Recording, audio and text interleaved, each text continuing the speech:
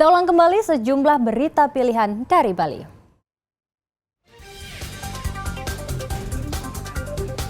Polisi menggagalkan peredaran 37.000 butir pil koplo dari 4 orang tersangka di Kota Denpasar.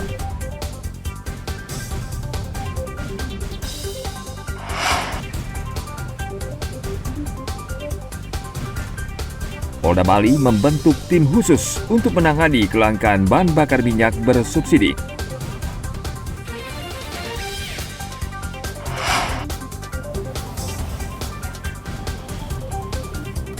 Mencoba kelezatan bubur beras merah khas Bali yang dilengkapi berbagai jenis lauk pauk.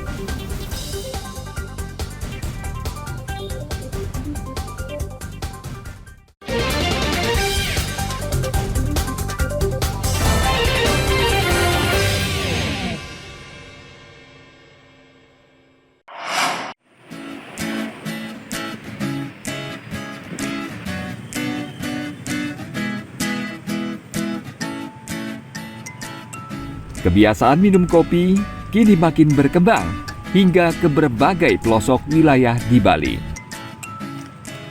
Kedai kopi kini marak bermunculan termasuk di wilayah Badung.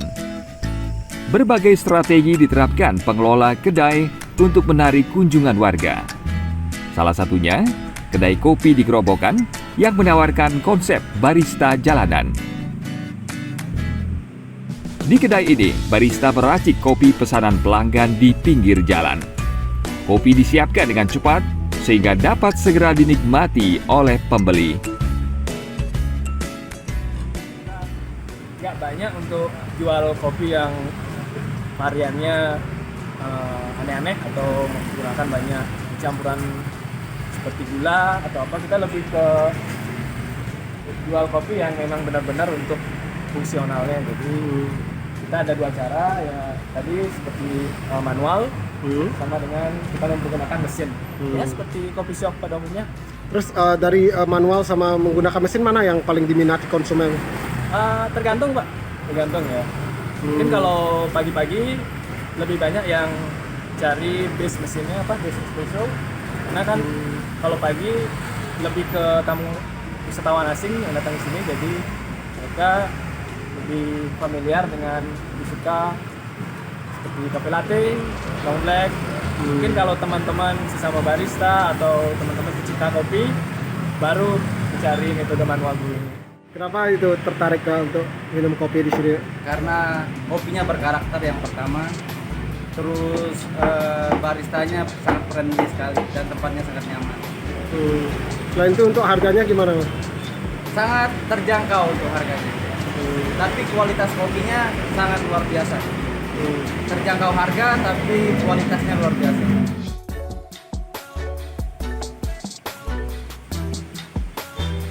Di kedai sederhana ini, minuman kopi dibuat secara manual dan menggunakan mesin. Harga secangkir kopi di kedai ini sangat terjangkau, yakni mulai Rp12.000.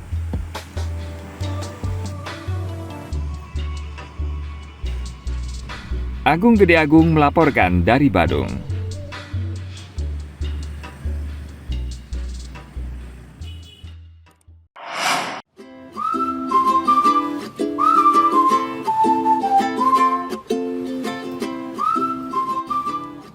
Bali memiliki kuliner tradisional bubur beras merah yang dilengkapi berbagai jenis lauk pauk.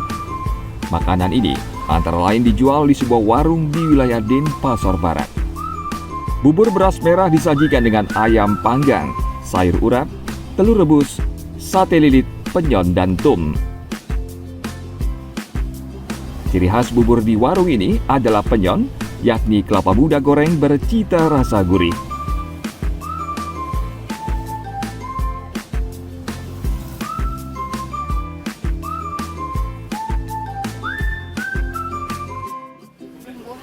Enggak sih, semuanya pakai bumbu Bali sih. Namanya juga bumbu rajang Bali kan ya.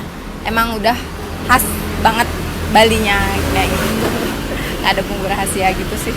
Kalau isiannya itu apa aja? Isiannya yang utama itu kan bubur beras merah, terus sayur urap. Habis itu ada penyon. Penyon tuh kelapa muda yang digoreng. Kalau orang bilang banyak bilang tuh benyu. Udah gitu telur rebus sama ayam. Ayamnya tuh dipanggang dulu. Ayam panggang itu mungkin yang spesial di sini. Terus kalau yang komplit ada tom sama sate, terus kita ada ceker juga. Cekernya dipanggang dulu, baru di presto. Ini yang paling enak karena sayurnya udah pakai kayak ubi Bali, jadi yang sap ya di sayurnya itu. Jadinya makan itu tanpa apapun, tanpa daging, enak dia jadinya. Sayurnya yang mendukung. Tapi masalah rasa nggak bisa di nomor satu. Kalau saya memang mantap, luar biasa. Ininya bubur Bali ini luar biasa, enak sekali. Satu porsi bubur beras merah khas Bali ini dijual Rp15.000. Buka mulai jam 6 pagi hingga 4 sore. Tempat ini juga menjual tipat kuah dan nasi campur yang terbuat dari beras merah.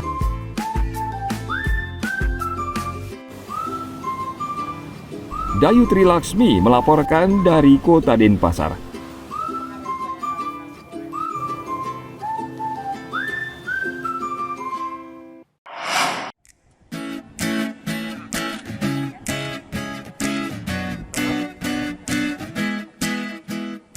Objek wisata di Bali terus berinovasi untuk menarik kunjungan wisatawan. Salah satunya kawasan wisata Garuda Wisnu Kencana di Desa Ungasan, Badung. Bangunan pedestal atau alas patung GWK yang semula terbatas untuk acara tertentu, kini dibuka untuk kunjungan wisatawan. Wisatawan bisa menyaksikan keindahan Pulau Bali dari ketinggian. Sebelum naik ke lantai 23, pengunjung harus membeli tiket paket khusus. Untuk menjaga protokol kesehatan, jumlah pengunjung yang naik dibatasi maksimal 15 orang setiap 30 menit sekali. Selama di galeri lantai 23, wisatawan dapat melihat keindahan kerangka patung, sekaligus keindahan Pulau Bali dari ketinggian 88 meter. Pengunjung juga bisa mengetahui proses pembangunan patung GWK dengan mengelilingi museum ini. Patung GWK setinggi 121 meter, berdiri di atas bangunan pedestal setinggi 46 meter, serta bentang sayap patung Garuda selebar 64 meter. Kita khususnya ada di jendela, itu untuk melihat view pemandangan keluar Balinya. Jadi kita ada beberapa lubang, kurang lebih ada 10 jendela, itu 4 lubang di area depan, dan 6 lubangnya di area belakang di bagian ekornya. Jadi kalau dari sisi depan kita bisa melihat sisi depannya seperti ada bandara, juga kurang lebih seperti jalan tol. Kalau di sisi belakangnya kita ada beberapa lautnya, itu seperti Pantai Barewa juga ada Pantai Belastinya. Nah, kemudian di lantai 23 sendiri kita juga ada beberapa modul-modul ini yang menjelaskan tentang bagaimana cara pembuatan dari area atau patung GWK ini sendiri. Jadi ini secara umum mengungkap sejarah GWK ini ya, seperti itu ya? Betul, karena ini adalah salah satu proyek yang sangat fantastis, di mana kita juga dari lantai 23 ini bisa langsung melihat bagaimana struktur di dalamnya. Dan sisi lain ini juga sangat rumit yang sudah terselesaikan dalam waktu 5 tahun saja untuk patungnya ini. Ini karena tempatnya di ketinggian, ada batasan orang nggak untuk yang naik di tempat ini maksimal berapa orang? Ya, lebih tepatnya kita memang untuk satu kali tour setiap 30 menitnya maksimal hanya 15 orang saja. Itu lebih tepatnya supaya nanti fokusnya bisa lebih, turnya bisa lebih fokus lagi. Di sisi lain juga supaya tidak begitu ramai di dalamnya. Jadi untuk suasana tentram juga akan lebih dapat nanti untuk melihat pemandangannya, dan juga foto-fotonya nanti tidak begitu padat di dalamnya. 2 tahun yang lalu sebelum pandemi kami sudah ke sini, tapi belum begitu selesai. Apalagi yang ini yang towernya ini ya. Nah sekarang kami dengar ini towernya sudah bisa dipakai, kami ke sini. Towernya sudah bisa kita nikmati lah istilahnya ya. Artinya memang sengaja Bu ya? Sengaja, iya. Kita kan terus mengikuti perkembangan GWK ini. Nah, nanti ke depannya wacananya tadi kan kita sudah lihat di bawah itu kan bakal ada waterboom dan lain-lain kan. Nanti kemungkinan beberapa tahun ke depan kalau saya ada kesempatan di Bali lagi, nanti kita pasti ke sini lagi lihat progresnya sampai di mana.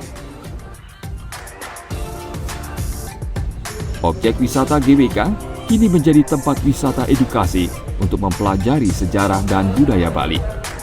Karena keunikannya, kunjungan wisatawan ke tempat ini terus meningkat, terutama di saat akhir pekan dan musim libur.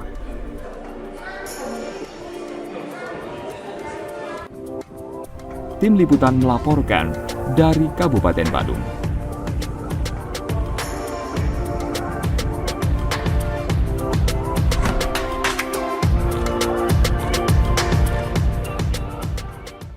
Baik, informasi tadi mengakhiri jumpa kita pagi ini. Atas nama rekan yang bertugas, saya Dada Paramita mengucapkan terima kasih atas kebersamaan Anda.